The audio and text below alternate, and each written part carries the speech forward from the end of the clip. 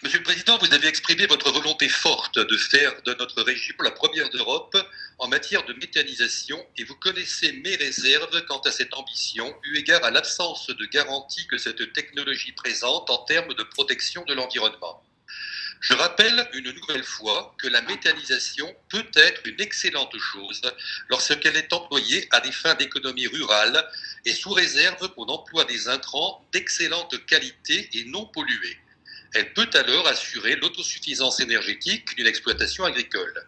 Malheureusement, sa mise en œuvre à l'échelle industrielle sert d'abord les sociétés gazières dont les objectifs ne sont pas nécessairement vertueux. Alors, l'épandage des digestats produit une pollution dont les effets aboutissent à ruiner la biodiversité, à appauvrir, voire à stériliser les sols quand elle n'altère pas les nappes phréatiques. Les conséquences n'en sont pas acceptables. La société que vous proposez de subventionner a été créée le 23 novembre 2018.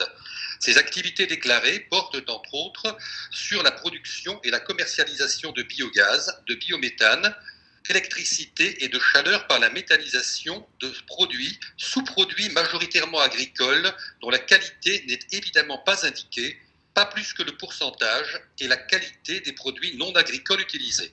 Cette société, dont le capital social est passé de 2 000 à 100 000 euros en août 2019, n'a pas publié ses comptes annuels.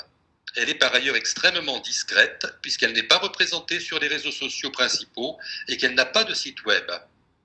La délibération nous apprend que l'épuration du gaz nécessite des processus fort consommateurs d'électricité, ce qui montre que l'on n'est pas dans une logique d'autosuffisance, mais bien dans une démarche de type industriel.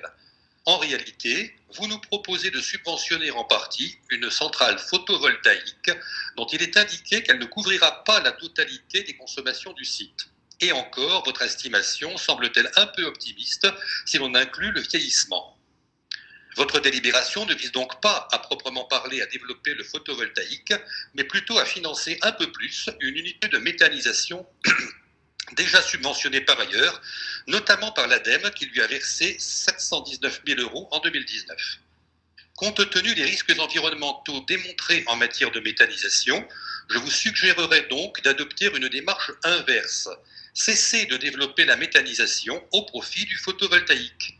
Pas du photovoltaïque chinois dont les rejets de silicium massifs dans l'atmosphère et les procédés de raffinage du silicium sont particulièrement polluants, mais du photovoltaïque français et européen dont le taux de recyclabilité est aujourd'hui proche de 100%.